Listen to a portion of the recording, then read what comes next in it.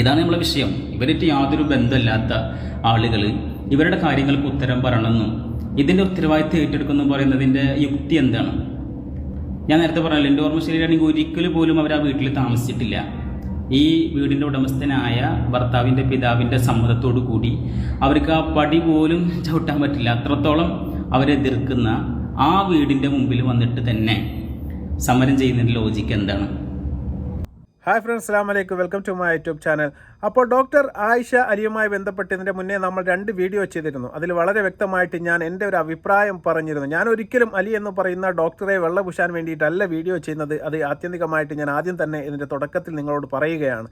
കാരണം അദ്ദേഹം ചെയ്ത ചില കാര്യങ്ങളോട് നമ്മൾക്ക് യോജിപ്പുണ്ട്. അതുപോലെ തന്നെ ഈ ആയിഷ എന്ന് പറയുന്ന അവരുടെ ഭാര്യ പറയുന്ന ചില കാര്യങ്ങളോടും നമുക്ക് യോജിപ്പുണ്ട്. നമ്മൾ നിഷ്പക്ഷമായിട്ട് നമ്മുടെ അഭിപ്രായങ്ങൾ പറയുക മാത്രമാണ് ചെയ്യുന്നത്. അതിന് മുന്നേ ആദ്യമായിട്ടാണ് ഞങ്ങൾ ചാനൽ വീക്ഷിക്കുന്നതെങ്കിൽ ദയവായി സപ്പോർട്ട് ചെയ്യാൻ ചാനൽ ഒന്ന് സബ് ചെയ്ത ശേഷം കാണാൻ വേണ്ടി ശ്രമിക്കുക. അപ്പോൾ ആ വീഡിയോയിലേക്ക് നമുക്ക് പറയാനുള്ളത് വളരെ വ്യക്തമായിട്ട് ആയിഷ എന്ന് പറയുന്ന സഹോദരി നിങ്ങൾ മനസ്സിലാക്കേണ്ടത്, ഞാൻ പറഞ്ഞതുപോലെ ഇവർ സ്നേഹിച്ച് കല്യാണം കഴിച്ച 2 പേരാണ്, അലിയും അതുപോലെ തന്നെ ആയിഷയും. ഈ ഒരു കല്യാണത്തിന് അലിയുടെ കുടുംബക്കാർ യാതൊരു വിധത്തിലും സപ്പോർട്ട് ചെയ്തിരുന്നില്ല എന്ന് മാത്രമല്ല, അലിയെ ആ ദിവസം തന്നെ അല്ലെങ്കിൽ ആ കല്യാണം കഴിക്കുന്നതിന് മുന്നേ തന്നെ ആ വീട്ടിൽ നിന്ന് പുറത്താക്കി. ചുരുക്കി പറഞ്ഞാൽ പടി അടിച്ച് പിണ്ടം വെച്ച് എന്നൊക്കെ പറയുന്നത് പോലെ പുറത്താക്കി. അതിനുശേഷം ഇവർ 2 പേരും ഒന്നിച്ചെടുത്ത തീരുമാനപ്രകാരം കല്യാണം കഴിക്കുന്നു. അതുപോലെ തന്നെ ഇപ്പോൾ ഇവർ സമരമിരിക്കുന്ന ഈ വീടിൻ്റെ റൂമിലോ മുറ്റത്തോ ഒരു തവണ പോലും ആ സഹോദരി ഇതിൻ്റെ മുന്നേ കയറിയിട്ട് പോലുമില്ല, അല്ലെങ്കിൽ താമസിച്ചിട്ട് പോലുമില്ല. അവർക്കവരുമായിട്ട് യാതൊരു ബന്ധവും പോലുമില്ല. അതുകൊണ്ടാണ് ഞാൻ പറഞ്ഞത്, ഭർത്താവിൻ്റെ ഉപ്പയുടെ വീട് പഠിക്കലാണ് ഇവർ സമരമിരിക്കുന്നത്. പക്ഷെ നിങ്ങൾ മനസ്സിലാക്കേണ്ടത്, അലി എന്ന് പറയുന്ന വ്യക്തി 2ാമത് കല്യാണം കഴിച്ചിട്ടുണ്ട് എന്ന് ഈ സഹോദരി പറയും. നിങ്ങൾ കേട്ട് കാണും, കല്യാണം കഴിച്ചിട്ടുണ്ട്, അത് സത്യമാണ്. പക്ഷേ ഈ സഹോദരി ഇപ്പോൾ പോയി സമരമിരിക്കേണ്ടത് ഈ ഭർത്താവായ ഈ ഡോക്ടർ അലി എന്ന് പറയുന്ന മനുഷ്യൻ താമസിക്കുന്ന വീടിൻ്റെ മുമ്പിലല്ലേ? അതൊരു ചോദ്യമാണ്. കാരണം അവർക്ക് ഇപ്പോൾ ഇരിക്കുന്നത് ഈ തറവാടിൻ്റെ വീടിൻ്റെ മുമ്പിലാണ്. ഈ തറവാടിൻ്റെ വീടും ഞാൻ പറഞ്ഞതുപോലെ അലിയുമായിട്ട് യാതൊരു ബന്ധവുമില്ലാഞ്ഞിട്ട് വർഷങ്ങളായി 10-15 വർഷങ്ങളായി. ഇവരുടെ കല്യാണ സമയത്ത് അവർ ഒഴിവാക്കിയ ഒരു ബന്ധമാണ്. അതിനുശേഷം അത് ഇന്ന് വരെ കൂട്ടിച്ചേർന്നിട്ടില്ല, അല്ലെങ്കിൽ കൂട്ടി യോജിപ്പിച്ചിട്ടില്ല എന്നുള്ളത് തന്നെയാണ് യാഥാർത്ഥ്യം. അവർ 2 പേർ നിഷ്പക്ഷരായ 2 പ്രായപൂർത്തിയായ ആൾക്കാർ തമ്മിൽ തീരുമാനമെടുത്ത് കല്യാണം കഴിക്കുന്നു. അതിലെന്തെങ്കിലും പാകപ്പിഴകൾ വന്നു കഴിഞ്ഞാൽ ഇന്ന് ഇന്ത്യൻ നിയമപ്രകാരം അനുഭവിക്കേണ്ട എല്ലാ ശിക്ഷയും അനുഭവിക്കാനും, അല്ലെങ്കിൽ എന്തോ നേട്ടമാണോ കിട്ടേണ്ടത് അതെല്ലാം അർഹിച്ച് കിട്ടാനും എല്ലാമുള്ള അധികാരം ആയിഷക്കുണ്ട്. അതുപോലെ തന്നെ ഡോക്ടർ അലിക്കുമുണ്ട്. അവർ നിയമപ്രകാരം മുന്നോട്ട് പോവുകയാണ്. ആ കേസ് കോടതിയിലാണ്. പിന്നെ അദ്ദേഹം ഈ മകളെ തിരിഞ്ഞു നോക്കുന്നില്ല എന്നൊക്കെ പറയുന്നത് ശരിക്കും യാഥാർത്ഥ്യത്തിന് നിരക്കാത്ത ഒരു കാര്യമാണ്. അദ്ദേഹം സ്വന്തം മകളുടെ സംരക്ഷണ അവകാശം വിട്ടുകിട്ടാൻ വേണ്ടിയിട്ട് ഹൈക്കോടതി വരെ കേസിന് പോയ ഒരു മനുഷ്യനാണ് ഡോക്ടർ അലി. നിങ്ങളിതെല്ലാം മനസ്സിലാക്കണം. ആ കേസ് നടന്നുകൊണ്ടിരിക്കുന്ന സമയത്താണ് ഈ കുട്ടിയെയും കൊണ്ട് ഇവർ ഖത്തറിലേക്ക് ജോലി സന്നദ്ധാർത്ഥം പോയി കളഞ്ഞത്. അതിനുശേഷം ഞാൻ പറഞ്ഞതുപോലെ 6 വർഷം ഒരു ഭർത്താവും ഭാര്യയുമായിട്ട് മനസ്സാലോ അല്ലെങ്കിൽ ശാരീരികമായിട്ടോ ഒരു ഫോൺ സംഭാഷണം പോലും നടക്കുന്നില്ല. അവർ 2 പേരും പിരിയുക തന്നെയാണ്. അവർ 2 പേരും പിരിയുകയാണ്. എനിക്ക് എൻ്റെ വഴി, നിങ്ങൾക്ക് നിങ്ങളുടെ വഴി എന്ന് പറഞ്ഞു പോയ ആളാണ്. എന്നിട്ട് ബാക്കി കാര്യങ്ങൾ തീർച്ചയായിട്ടും ഞാൻ പറഞ്ഞതുപോലെ കിട്ടാനുള്ള പണം അത് തീർച്ചയായിട്ടും കിട്ടേണ്ടത് തന്നെയാണ്. കിട്ടാനുള്ള സ്വർണം അതും കിട്ടേണ്ടത് തന്നെയാണ്. അതിനൊക്കെ നിയമപ്രകാരം ആ സഹോദരി കേസ് കൊടുത്തിട്ടുണ്ട്. ആ കേസിൻ്റെ വിധി വരുന്നത് വരെ ഒന്ന് സബൂറാക്കുക പോലും ചെയ്യാതെ, ഞാൻ പറഞ്ഞതുപോലെ എല്ലാ കാര്യങ്ങൾക്കും 2 വശം നമ്മൾ കേൾക്കണം.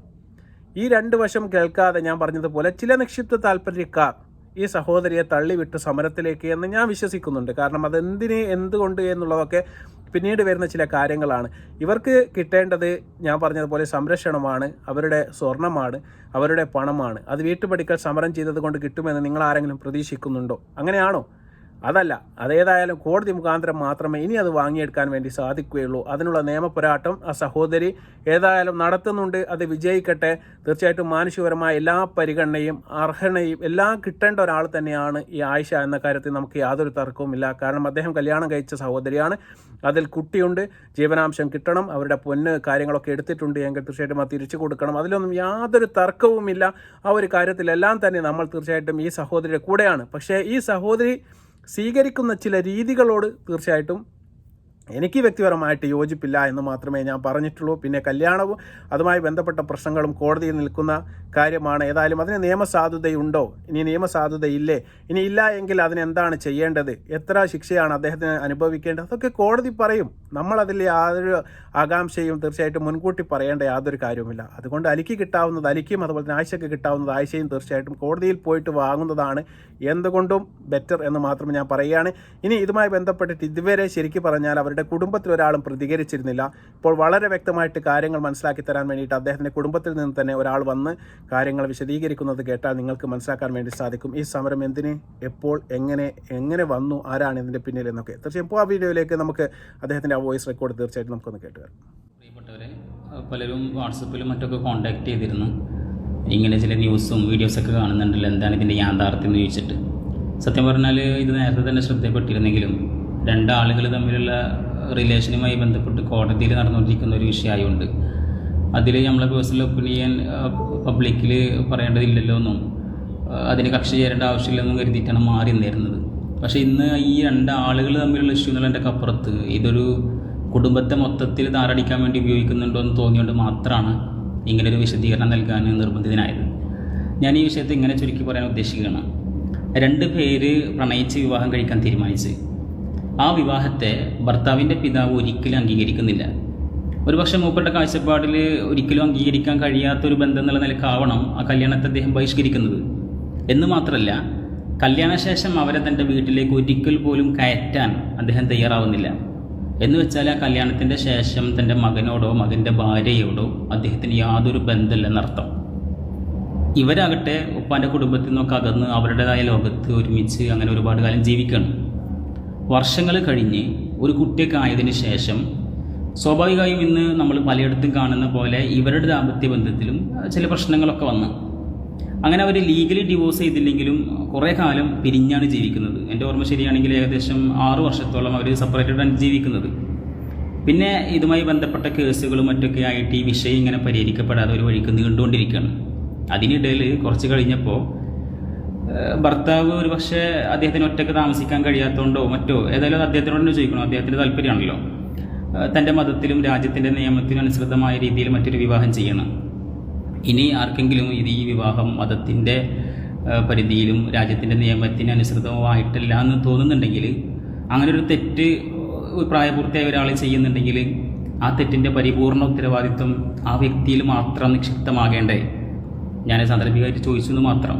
ഏതായാലും ഈ വിവാഹം കഴിഞ്ഞ് അധികമായില്ല, ആദ്യ ഭാര്യ ഒരുപക്ഷെ ഈ വിവാഹം ഒരിക്കലും പ്രതീക്ഷിച്ച് കാണില്ല, അല്ലെങ്കിൽ അതിൻ്റെ സമ്മർദ്ദം കൊണ്ടോ മറ്റോ കുറച്ച് ആളുകളൊക്കെ കൂട്ടിയിട്ട് ഭർത്താവിൻ്റെ പിതാവിൻ്റെ വീട്ടിൽ വന്ന് അവരുടെ ഭാഷ തന്നെ പറഞ്ഞാൽ കുത്തിയിരിപ്പ് സമരം തുടങ്ങുകയാണ്. ഏത് വീട്ടിലാണെന്ന് ഓർക്കണേ. ഞാൻ ആദ്യം പറഞ്ഞില്ലേ, ഒരിക്കൽ പോലും കല്യാണം കഴിഞ്ഞതിന് ശേഷം അവർ താമസിച്ചിട്ടില്ലാത്ത ഭർത്താവിൻ്റെ പിതാവിൻ്റെ വീട്ടിൽ വന്നിട്ട് ആണ് ഈ സമരം നടത്തുന്നത്. ഇത് ഒരു ദിവസമല്ല, ഇതിങ്ങനെ ആവർത്തിച്ചുകൊണ്ടിരിക്കുകയാണ്. ഇവരൊറ്റക്കൊല്ല വരുന്നത്, കുറച്ച് ആളുകളൊക്കെ കൂട്ടിയിട്ടാണ് വന്നുകൊണ്ടിരിക്കുന്നത്. സ്വാഭാവികമായിട്ടും സഹിക്കാൻ വയ്യാണ്ട് വീട്ടുകാരെന്ന് പറഞ്ഞാൽ ഒരുപാട് ആളുകളൊന്നുമില്ല. അവിടെ സ്ഥിരതാമസമുള്ളത് ഈ ഭർത്താവിൻ്റെ ഉമ്മ മാത്രമാണ്. പിന്നെ വളരെ അപൂർവമായിട്ടാണ് അവിടെ ഉപ്പയും സഹോദരങ്ങളൊക്കെ അവിടെ ഉണ്ടാവാറുള്ളൂ. ഏതായാലും അവരുടെ തന്നെ ഭാഷയിൽ പറഞ്ഞാൽ ഈ പ്രതിഷേധിക്കുന്ന സ്ത്രീയായിട്ട് അവർക്ക് യാതൊരു ബന്ധവും ഇല്ലാത്തതുകൊണ്ട്, ഇതിന് ഉത്തരം പറയേണ്ട ബാധ്യത അവരുടേതല്ലാത്തതുകൊണ്ടും അവരുടെ ശാരീരിക ക്ഷമത ഈ പ്രായാധിക്യം ഉള്ളത് കൊണ്ടൊക്കെ അവരോട് തർക്കിക്കാനുള്ള ശേഷിയില്ലാത്തതുകൊണ്ട് അവരെ വീട് വിട്ട് അവരവരുടെ പണിക്ക് പോയി. അതിനുശേഷം ഗേറ്റിന് പുറത്തായി പ്രതിഷേധം, ഫ്ലക്സൊക്കെ വെച്ച് 4 ആളെ കാണിക്കണം എന്നുള്ള ഉദ്ദേശത്തിലായിരിക്കണം. ഇങ്ങനെ ചെയ്യുന്നൊരു വീഡിയോയും മറ്റും കണ്ടിട്ടാണ് പല നന്മമരങ്ങളും ഇതിൻ്റെ പിന്നിൽ കൂടാൻ തുടങ്ങുന്നത്. എന്താണ് വസ്തുത എന്ന് പോലും അറിയാതെ ഇവർ ഇത്രയും കാലം ഈ വീട്ടിലാണ് താമസിച്ചിരുന്നത്, ഇന്നലെയാണ് ഇവരെ വീട്ടിൽ നിന്ന് പുറത്താക്കിയതെന്നൊക്കെ തോന്നിപ്പിക്കുന്ന രീതിയിൽ പൊതുമധ്യത്തിലൊരു കുടുംബത്തെ മൊത്തം താറടിച്ച് ചിത്രീകരിക്കണം. സ്വന്തം മരുമക്കളെയും കുട്ടികളൊക്കെ ആട്ടി പുറത്താക്കിയ മനുഷ്യത്തില്ലാത്ത കുടുംബം എന്നൊക്കെയാണ് വാട്സപ്പ് ടെക്സ്റ്റ് മറ്റൊക്കെ ഇന്നലെ വായിക്കാൻ കഴിഞ്ഞത്. ഇതിനെപ്പറ്റി അറിയാത്ത ഈ പരിസരത്തില്ലാത്ത ചിലരുടെ പോസ്റ്റുകൾ വീഡിയോ ഒക്കെ കാര്യമായിട്ട് ഇങ്ങനെ കാണാൻ കഴിഞ്ഞത്. അവർ കുറ്റം പറയാൻ പറ്റില്ല. കാരണം അവർ കാണുന്നത് നമ്മുടെ നാട്ടിൽ പതിവ് പോലെ കല്യാണശേഷം ഭർത്താവിൻ്റെ വീട്ടിൽ സ്ഥിരതാമസമുള്ള ഒരു സ്ത്രീ അവരെ തൻ്റെ വീട്ടിൽ നിന്ന് പുറത്താക്കിയതിൻ്റെ പേരിൽ ആ വീടിൻ്റെ മുമ്പിൽ ഫ്ലക്സൊക്കെ വെച്ച് സമരം ചെയ്യേണ്ടി വരുന്നൊരു ഗതികേടിനെ പറ്റി നമ്മളായാലും അങ്ങനെ ഒരു വീഡിയോ കാണുമ്പോൾ സ്വാഭാവികമായിട്ടും ആ സ്ത്രീയുടെ അവസ്ഥ കണ്ട് അങ്ങനെ തന്നെയാണ് സ്വാഭാവികം പ്രതികരിക്കുക. അവർക്ക് ഈ വിഷയം ആ ഒരൊറ്റ ആംഗിളിൽ നിന്ന് മാത്രമേ അറിയാൻ കഴിഞ്ഞിട്ടുള്ളൂ. അവരുടെ ആ ഒരു പരിമിതി, ലിമിറ്റേഷൻ നമുക്ക് മനസ്സിലാക്കാം. അവരോട് പറയാനുള്ളത് അറ്റ്ലീസ്റ്റ് ഏതെങ്കിലും വിഷയത്തിൽ പ്രതികരിക്കുമ്പോൾ ഒരു വശം മാത്രം കേട്ട് തീർപ്പിലെത്താതെ ഏതൊരു വിഷയത്തിനൊരു മറുവശം ഉണ്ടാവുമല്ലോ, അതിൻ്റെ മറുവശം കൂടെ കേൾക്കാൻ സ്വല്പം സാവകാശം കാണിക്കണമെന്ന് മാത്രം അപേക്ഷിക്കാനുള്ളൂ. ഇതാണ് നമ്മളെ പോയിന്റ്. അല്ലാതെ രണ്ടാളുകൾ തമ്മിലുള്ള ഒരു പ്രശ്നം അതിൽ അഭിപ്രായം പറയാൻ നമ്മൾ ആളല്ലല്ലോ. അതുപോലെ ഈ പറയുന്ന ഭർത്താവിനെ ന്യായീകരിക്കേണ്ട ഗതികേട് നമുക്കില്ല. എന്ന് മാത്രമല്ല, ഈ വിഷയത്തിൽ ആ ലേഡി പറയുന്ന കാര്യങ്ങൾ, അവരുടെ ഗോൾഡ് തിരിച്ചു കിട്ടണം, കുട്ടിയുടെ ചെലവിന് കിട്ടണം, മറ്റു കോമ്പൻസേഷന് പോലുള്ള കാര്യങ്ങളിൽ അവരുടെ ഭാഗത്താണ് ശരിയെങ്കിൽ 100% അവരോടൊപ്പം തന്നെ നിൽക്കാൻ ഒരു മടിയില്ലല്ലോ. അതിനൊക്കെ അപ്പുറം ഇത്ര കാലം അവർ സ്നേഹിച്ചിരുന്ന 6 വർഷത്തിൻ്റെ ഒരു ഗ്യാപ്പ് വന്ന് എങ്കിൽ പോലും അവർ മുമ്പ് പ്രേമിച്ച് കല്യാണം കഴിച്ചിരുന്ന ആളുകൾ തമ്മിൽ പിന്നീട് അത് വേറൊരു ആളോടൊപ്പം താമസിക്കുന്നത് കണ്ടിട്ടുള്ള സമ്മർദ്ദവും മറ്റൊക്കെ ആണെങ്കിൽ അവരുടെ മാനസികമായി അവരെ തളർന്ന അവസ്ഥയെ പരിപൂർണ്ണത്തിൽ നമ്മൾ ഉൾക്കൊള്ളുകയാണ്. അവരുടെ വാദങ്ങൾ ശരിയാണെങ്കിൽ അവർക്ക് കുറച്ചും സഹായം ഉണ്ടാക്കട്ടെ എന്ന് മാത്രം പ്രാർത്ഥിക്കാനല്ലേ നമുക്ക് പറ്റൂ. അത് പരിഗണിക്കപ്പെടുന്ന ഒരു വിഷയം തന്നെയാണ്. പക്ഷേ ആ ലക്ഷ്യത്തിലേക്ക് സ്വീകരിച്ച മാർഗവും അത് ഏറ്റെടുക്കുന്നവരുടെ ഉദ്ദേശശുദ്ധിയും തീർത്തും നിഷ്കളങ്കമല്ല എന്ന് മനസ്സിലാക്കിക്കൊണ്ട് മാത്രമാണ് ഇങ്ങനൊരു വിശദീകരണം ചെയ്യേണ്ടി വന്നത്. അല്ലാതെ രണ്ടാളുകൾ തമ്മിലൊരു വിഷയത്തിൽ കക്ഷി ചേരേണ്ട ആവശ്യം നമുക്ക് ആർക്കുമില്ലല്ലോ. അതിനിവിടെ നമ്മുടെ രാജ്യത്ത് നിയമവ്യവസ്ഥ ഒക്കെ ഉണ്ടല്ലോ, അത് അതിൻ്റെ വഴിക്കല്ല പോകേണ്ടത്. ആരെങ്കിലും തെറ്റുകാരാണെങ്കിൽ ആ തെറ്റിനെ തിരുത്താനും അതിനനുസൃതമായിട്ട് അവരുടെ അവകാശങ്ങൾ നേടിക്കൊടുക്കാനും ഈ രാജ്യത്തിൻ്റെ നിയമം മതിയാകുന്നതാണല്ലോ. ആ രാജ്യത്തിൻ്റെ നിയമവ്യവസ്ഥതയോട് പരിപൂർണമായി വിശ്വസിക്കുന്ന ഒരു പൗരൻ ചെയ്യേണ്ട ഉത്തരവാദിത്തം കോടതിയിൽ നടന്നുകൊണ്ടിരിക്കുന്ന ആ കേസിൻ്റെ അന്തിമ തീരുമാനം വരുന്നത് വരെ കാത്തിരിക്കുക എന്നുള്ളതാണല്ലോ. ആ അന്തിമ വിധി വരുന്നതിന് മുമ്പ് തന്നെ ഇങ്ങനെയൊരു നാടകമായിട്ട് 4 ആളുകളുടെ മുമ്പിൽ ഈ കുടുംബത്തെ അവഹേളിക്കുക എന്നുള്ള ഒരു ഉദ്ദേശത്തിൽ മാത്രമായിട്ടല്ലേ നമുക്കിതിനെ കാണാൻ പറ്റുള്ളൂ. ഇതാണ് നമ്മളെ വിഷയം. ഇവരായിട്ട് യാതൊരു ബന്ധമില്ലാത്ത ആളുകൾ ഇവരുടെ കാര്യങ്ങൾക്ക് ഉത്തരം പറയണമെന്നും ഇതിൻ്റെ ഉത്തരവാദിത്തം ഏറ്റെടുക്കുന്നു പറയുന്നതിൻ്റെ യുക്തി എന്താണ്? ഞാൻ നേരത്തെ പറഞ്ഞല്ലോ, എൻ്റെ ഓർമ്മ ശരിയാണെങ്കിൽ ഒരിക്കലും പോലും അവർ ആ വീട്ടിൽ താമസിച്ചിട്ടില്ല. ഈ വീടിൻ്റെ ഉടമസ്ഥനായ ഭർത്താവിൻ്റെ പിതാവിൻ്റെ സമ്മതത്തോടു കൂടി അവർക്ക് ആ പടി പോലും ചവിട്ടാൻ പറ്റില്ല. അത്രത്തോളം അവരെതിർക്കുന്ന ആ വീടിൻ്റെ മുമ്പിൽ വന്നിട്ട് തന്നെ സമരം ചെയ്യുന്നതിൻ്റെ ലോജിക്ക് എന്താണ്? ഒരിക്കൽ പോലും കയറിയിട്ടില്ലാത്ത വീട്ടിൽ നിന്ന് പുറത്താക്കി എന്ന് പറയുന്നതിൻ്റെ വാസ്തവം എന്താണ്? ഇത് നമ്മൾ പണ്ട് പറയലുണ്ടല്ലോ, എഴുതാത്ത പരീക്ഷയിൽ ജയിച്ചില്ല എന്ന് പറയുന്നത് കരയുന്ന ഒരു കുട്ടിയുടെ നിഷ്കളങ്കതയിൽ നമുക്ക് ഈ വിഷയം കാണാൻ പറ്റില്ല. ഇതിൻ്റെ പിന്നിലെ അജണ്ട അതുമാത്രമാണ് ചോദ്യം ചെയ്യുന്നത്. ഇതിൽ ഈ വീട്ടുകാർക്ക് യാതൊരു പങ്കില്ലാത്തത് കൊണ്ട് തന്നെ പ്രായപൂർത്തിയായ ഒരാളിൽ ഉണ്ടായിട്ടുള്ള തെറ്റ് എന്ന് നിങ്ങൾക്ക് ബോധ്യമുണ്ടെങ്കിൽ ആ തെറ്റിന് ആ വ്യക്തിയിൽ മാത്രമാണ് അത് അതിൻ്റെ ഉത്തരവാദിത്തം കിടക്കുന്നത്.